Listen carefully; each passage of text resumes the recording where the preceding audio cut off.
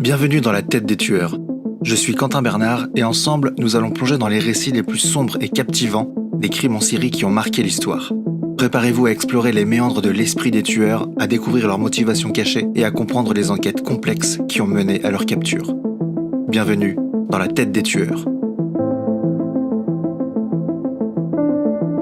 Dans la tête de Pierrot le Fou. Aujourd'hui, une fois n'est pas coutume, nous allons explorer l'histoire d'un homme dont le nom fait frémir l'Est de la France et depuis plusieurs décennies. Pierre Bodin, plus connu sous le surnom de Pierrot le Fou. Ce tueur en série français est l'incarnation même du mal insaisissable, un prédateur qui a su échapper à la justice à plusieurs reprises avant d'être finalement rattrapé par ses propres démons. Comment un homme né dans une petite commune d'Alsace a-t-il pu devenir l'un des criminels les plus redoutés de notre pays ? Quelle est la véritable nature de ce fou qui a terrorisé des familles entières ? Dans cet épisode, nous allons retracer son parcours criminel, analyser ses crimes les plus odieux et tenter de comprendre ce qui a conduit Pierre Bodin à sombrer dans une telle barbarie. Ce voyage dans l'esprit de Pierrot le Fou sera aussi sombre que les actes qu'il a commis. Pierre Bodin naît le 30 décembre 1947 dans le village de Obernai en Alsace. Dès son plus jeune âge, il est marqué par un environnement familial difficile avec un père violent et une mère absente. Il est le 11e enfant d'une fratrie de 16. Très tôt, il montre des signes de troubles du comportement. À l'âge de 12 ans, il est déjà connu des services de police pour des petits délits. Bodin ne tarde pas à plonger dans une spirale de délinquance qui le conduira rapidement dans le monde carcéral. Après sa première peine de prison purgée en 1969, Pierre Bodin commence à marquer le début d'un parcours criminel glaçant, jalonné de délits violents et d'agressions. Son état se détériore rapidement. En 1976, les médecins déclarent sa santé mentale incompatible avec la détention. La description du responsable psychiatrique de l'époque, Michel Patry, est terrifiante. Il dépeint un homme figé se murant dans le mutisme. Un être qui s'enfonce dans une déchéance morbide, ingérant ses propres excréments, reclus dans un fauteuil roulant, et finalement classé invalide à 80%. Mais cette déchéance n'est-elle qu'un jeu macabre ? Libéré en 1980, Bodin ne perd pas de temps avant de retomber dans ses démons. En 1989, à nouveau derrière les barreaux, il manipule l'opinion en se faisant passer pour fou. Le psychiatre Henri Brunet est formel. Je cite, « À ce moment-là, tous les experts, moi y compris, pensaient que Bodin était fou. Mais les événements m'ont prouvé le contraire. » Fin de citation. Derrière l'apparence d'un homme brisé, une rage incontrôlable couvait. La façade était trop parfaite, trop bien calculée. En décembre 1992, la ruse se transforme en terreur. Abandonnant son fauteuil roulant, Bodin s'échappe par un vasistas ouvert de l'hôpital psychiatrique d'Erstein. Sa cavale, qui s'étale sur 3 jours, devient une traque sanguinaire. Il prend en otage 2 femmes, les séquestre et en viole une. Dévalise une banque, une armurerie, échappe à plusieurs barrages de gendarmerie, tire sur 2 policiers laissant l'un d'eux gravement blessé, et cette folie furieuse lui vaut un surnom macabre, Pierrot le Fou. Condamné en 1994 à 30 ans de réclusion, sa peine est réduite au fil des appels, jusqu'à une libération conditionnelle en 2004. À sa sortie, installé dans une caravane, on espère peut-être en silence qu'il se fasse oublier, mais Bodin est loin d'en avoir fini. Déjà en 84, après une énième libération, il avait ôté la vie d'un garçon de 14 ans à Saverne. À présent, le monstre reprend son œuvre d'une violence inouïe. Dès les premiers jours suivant sa libération, il disparaît sans laisser de traces, s'évaporant comme une ombre. Derrière lui, la terreur s'installe. Une vague de meurtres d'une brutalité extrême marque son passage. Un déferlement de crimes impitoyables qui ne laisse plus de doute. Pierre Bodin a définitivement basculé dans l'horreur.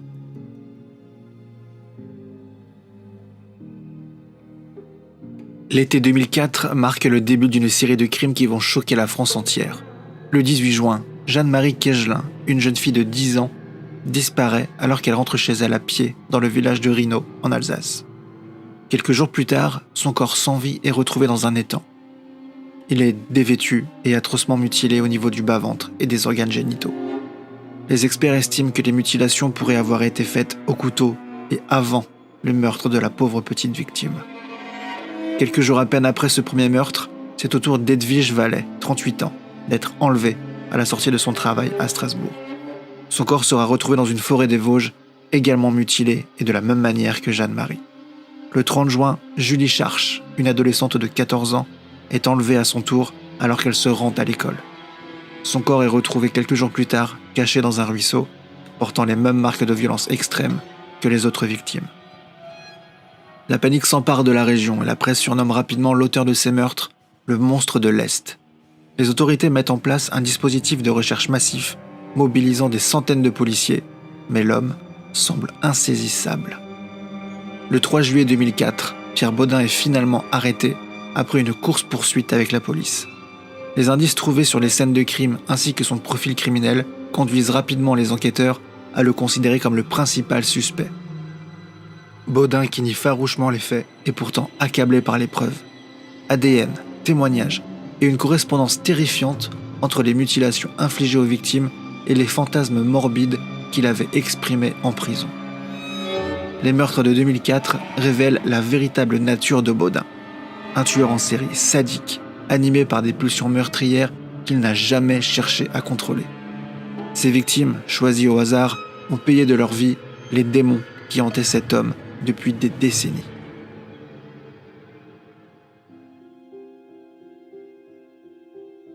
Mais qui est vraiment Pierre Bodin ? Comment un homme peut-il commettre des actes d'une telle cruauté et surtout pourquoi ? Les experts en psychologie qui ont examiné Bodin sont unanimes. Cet homme souffre de graves troubles de la personnalité.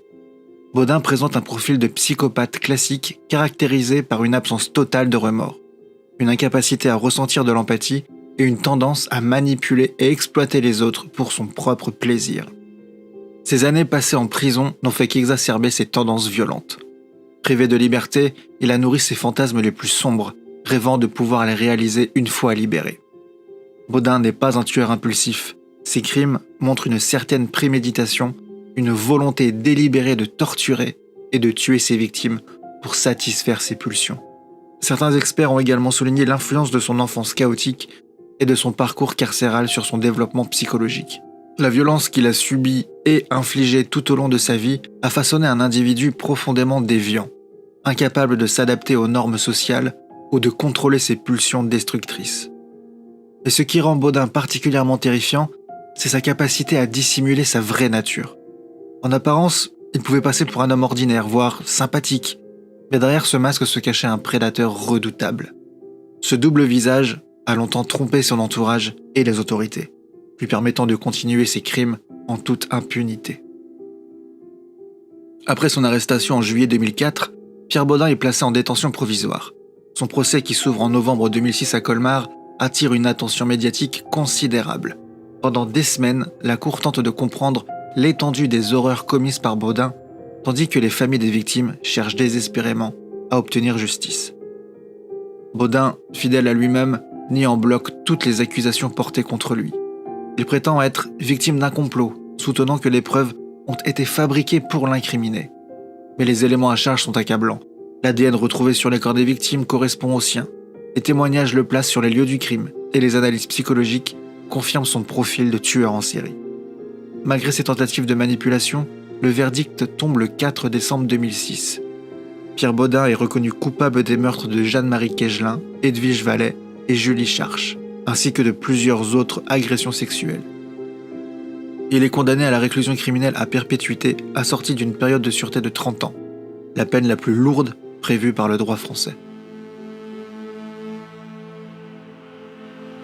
Le procès de Bodin marque une étape importante dans l'histoire criminelle française. Non seulement il révèle les failles du système judiciaire qui avait permis à un homme aussi dangereux d'être libéré, mais il met aussi en lumière la manière dont des individus comme Bodin peuvent échapper à la justice pendant des années, laissant derrière eux une traînée de souffrance et de mort. Pierre Bodin, surnommé Pierrot le Fou, a toujours nié sa responsabilité dans les meurtres pour lesquels il a été condamné. Il n'a jamais avoué les crimes, ce qui signifie qu'il n'a pas fourni de détails précis sur son mode opératoire ou sur la manière dont les meurtres ont été commis. Et cela a rendu le travail des enquêteurs d'autant plus difficile et a contribué à l'atmosphère de mystère et d'horreur qui entoure son nom. Baudin semblait choisir ses victimes au hasard, mais il ciblait principalement des personnes vulnérables, comme des enfants ou des femmes seules. Les victimes des meurtres de 2004, Jeanne-Marie Quégelin, 10 ans, Julie Charge, 14 ans, et Edwige Vallet, 38 ans, étaient toutes des cibles faciles, choisies dans des contextes où elles étaient isolées et sans protection immédiate. Et dans chaque cas, les victimes ont été enlevées dans des lieux publics ou à proximité de leur domicile. Baudin agissait rapidement, profitant de l'occasion pour attaquer ses victimes lorsqu'elles étaient seules. Les corps des victimes retrouvées portaient des marques de violence extrême, ce qui suggère que Baudin prenait un plaisir sadique à infliger des souffrances à ses victimes.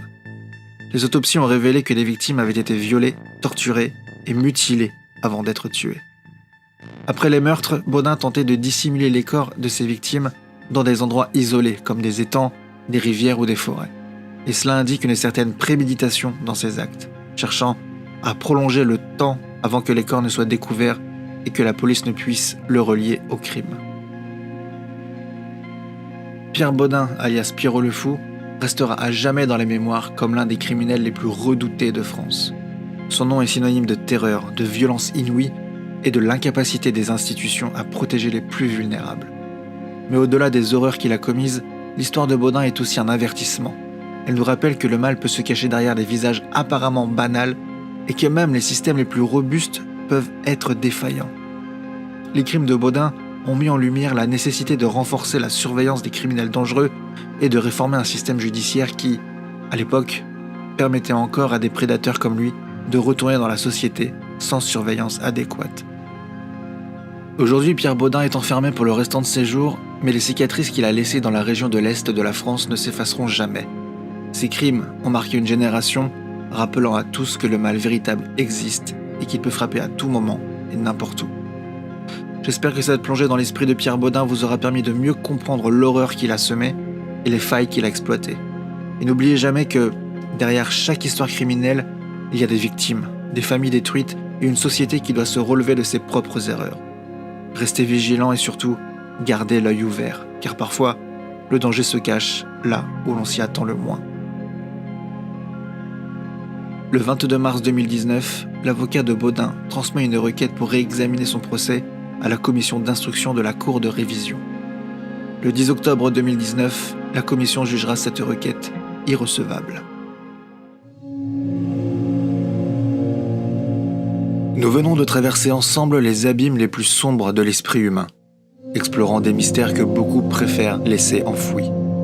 Maintenant, alors que nous émergeons de ces ténèbres, je vous invite à prendre de profondes respirations et à retrouver un semblant de sérénité.